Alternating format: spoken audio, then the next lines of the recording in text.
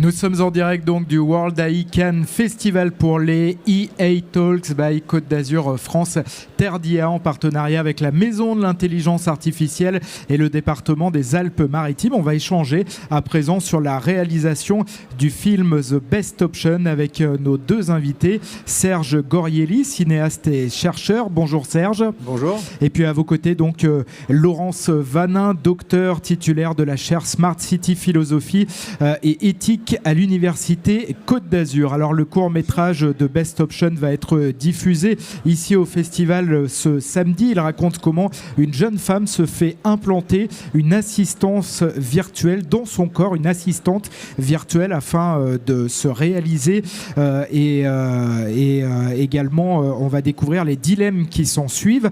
Alors Serge Gorielli, vous êtes à la fois dramaturge, cinéaste et chercheur. Nous allons parler de votre court-métrage The Best Option, un court-métrage qui va donc être diffusé. Présentez-le-nous ce court-métrage. Alors, je dirais que ce court-métrage peut frapper par son originalité. Pourquoi ? Parce que le film a été d'abord commandité par le Parlement européen.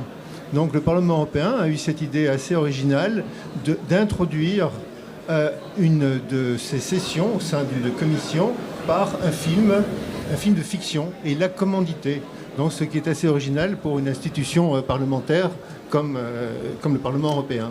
Donc, j'ai été amené à faire ce film sur ce sujet, un court-métrage, dans l'idée de provoquer une réflexion, provoquer un débat, et pour revenir au Parlement européen, à un niveau même politique. Alors on m'a dit de ne pas spoiler le film, je ne l'ai pas vu, alors j'espère de ne pas faire une gaffe. Ouais. Qu'est-ce qu'on imagine, qu'on a implanté une intelligence artificielle dans le corps d'une femme ?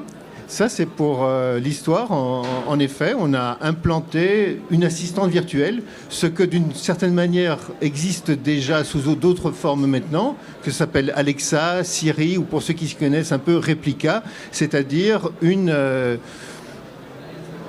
assistante qui a les formes d'une présence humaine qui peut vous aider dans certaines circonstances, si pas dans toutes les circonstances. D'où la question que je pose, jusqu'où l'aide demandée peut-elle être effectuée ? Voilà. Qu'est-ce qui vous a donné envie de participer à ce projet européen ? Bon, d'abord, c'était un honneur pour moi de participer à ça, mais disons que la question même de l'intelligence artificielle et de ce sujet même de la décision, des décisions à prendre, de l'assistance virtuelle, m'a été donnée par un petit texte d'Harari.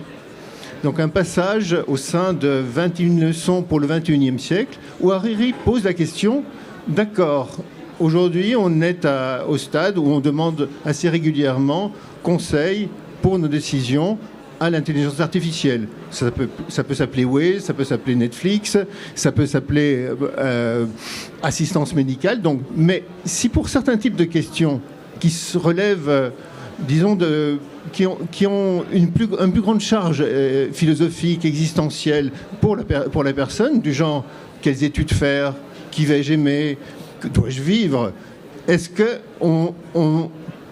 qu'est-ce que l'assistance virtuelle va nous proposer comme réponse et quelle sera la relation que la personne en question aura avec cette assistance virtuelle ? Eh bien ça m'a posé question. Ce court-métrage prend la forme d'un film photo. Pourquoi avoir choisi cela ? Alors j'aime bien une correspondance entre le fond et la forme. Donc le film allait parler d'intelligence artificielle. Comment donner une forme à un film qui parle de l'intelligence artificielle, et j'ai alors intuitivement imaginé la photo. Pourquoi ? Parce que la photo, elle offre un autre rapport à la réalité que celui du cinéma. Le cinéma, comme on dit, c'est la vie. C'est l'illusion de la vie, d'accord, mais en tout cas, ça donne cette impression-là. Au contraire, la photo, c'est la segmentation de la vie. Et la segmentation de la vie, donc, renvoie à ce moment-là au processus mécanique, donc à la machine, ce que l'intelligence artificielle suggère naturellement. Voilà. Laurence, quelles sont les principales questions philosophiques selon vous soulevées par ce film ? Bien, tout d'abord, je pense que dans la compréhension de ce film, on s'interroge dans un premier temps à la nécessité d'implanter une assistante, comme vous aimez à le dire, parce que quelque part, implanter quelque chose dans le corps, ça veut dire que déjà on est dans la femme, là, entre autres, la femme augmentée, et ça pose des questions éthiques, bien entendu, de savoir jusqu'où on peut aller dans la transformation du corps ou dans l'hybridation du corps, ce qu'on appelle aujourd'hui le cyborg. Ça, c'est une des premières questions. La deuxième question, c'est que l'héroïne de votre film, elle est quand même poursuivie par cette IA qui lui suggère en permanence des choix à faire.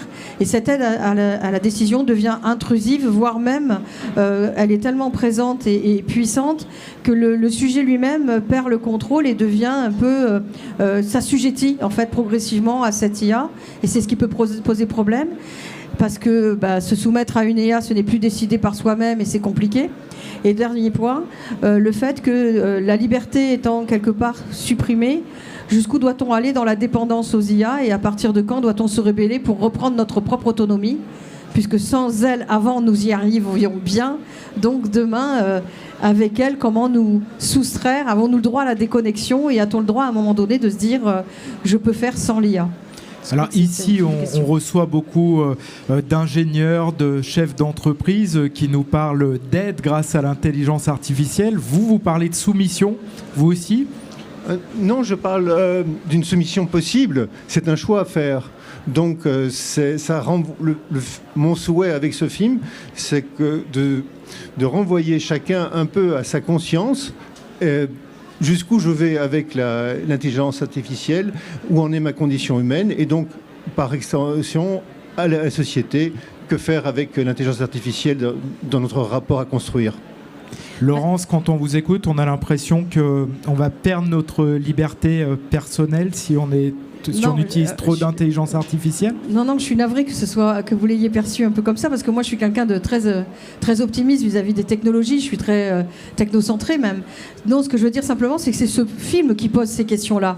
Qu'est-ce qu'on fait quand on s'est fait implanter une intelligence artificielle qui vous dicte des comportements, qui vous oriente vers vos choix, et comment on se soustrait à ça? Et quand on se rend compte le temps que nous passons à user de ces nouvelles technologies, soit parce que c'est nos heures de connexion, comment dans la décision médicale par exemple on s'en remet à une IA, jusqu'où on doit en quelque sorte concéder la part du choix qui est le nôtre à la machine, quelle fiabilité, quelle confiance, jusqu'où doit-on aller? Ça, c'est les questions que pose la philosophe, qui est très intriguée par ces nouvelles technologies qui se développent et qui vont de plus en plus loin. Donc plus on s'en remet à la machine, plus on se dit quelle est la place de l'homme qui est dans son autonomie, de l'homme et de la femme dans son autonomie, et surtout, est-ce qu'à un moment donné, on pourra se dire que c'est peut-être pas les bons choix? Et est-ce qu'on aura l'autorisation de se dire faudrait peut-être revenir un peu en arrière et prendre un autre chemin pour arriver à d'autres résultats possibles? Alors, pour ou contre, c'est une question difficile pour une philosophe, mais d'après vous, quelle est la position de ce film, vous qui l'avez vu? Il est plutôt pour ou contre l'IA? Je crois que le film, sans révéler la fin, pose deux rapports à l'IA. Un rapport de dépendance à une IA qui peut vous dicter des choses et qui vous impose des choix parce qu'on perd un peu son libre arbitre. Et il y a un deuxième volet qui est suggéré aussi, c'est l'idée que cette IA, finalement, elle peut vous être secourable, elle peut être une aide précieuse dont il ne faudrait pas se passer. Donc, je pense que le choix, c'est toujours la part de l'homme. Entre les deux, c'est un peu le choix shakespearien. Entre les deux, à partir de quand je dis je limite ma consommation d'IA, parce que là, je peux décider seul. Et à partir de quand je m'en remets à elle, parce que peut-être en tant qu'humain, je n'ai pas les sens suffisamment avertis pour pouvoir découper autant de séquences qu'elle pourrait le faire en un temps très court. Et à ce moment-là, effectivement, elle a une fiabilité que je n'ai peut-être pas. Donc, il faut choisir, réfléchir. Et au moment où on se dit j'y vais, se dire je pense, donc je laisse l'IA m'aider dans ma pensée peut-être. Serge, ça correspond au message que vous avez voulu faire passer? Tout à fait, je suis tout à fait d'accord. J'aimerais aussi insister sur un point, c'est le drame de la décision. Donc c'est le terme utilisé par Harari. Donc il ne faut pas, selon lui, et je suis d'accord avec ça, faire l'impasse sur le drame de la décision. Le drame de la décision fait partie de la condition humaine, c'est-à-dire nous sommes continuellement amenés à choisir. Et l'assistance virtuelle, l'intelligence artificielle, nous propose de nous aider. Mais si, résolument, on décide de passer outre et de nous demander chaque fois à l'intelligence artificielle de décider à notre place, alors à ce moment-là, on risque de rater quelque chose de très très important dans la vie. Voilà. Alors le film, il sera visible du côté de la maison de l'intelligence artificielle. Vous vouliez compléter, Laurence? Oui, je voulais juste dire que choisir, c'est faire le choix de tous ces abandons. En fait, tout ce qu'on abandonne au détriment de l'issue qu'on a choisie. Donc c'est beau de se dire, je le vis pas comme un drame. Moi, la décision, philosophiquement parlant, je dis, j'ai décidé d'abandonner ça parce qu'il y a quelque chose d'autre qui me tend la main, en fait. Ouais.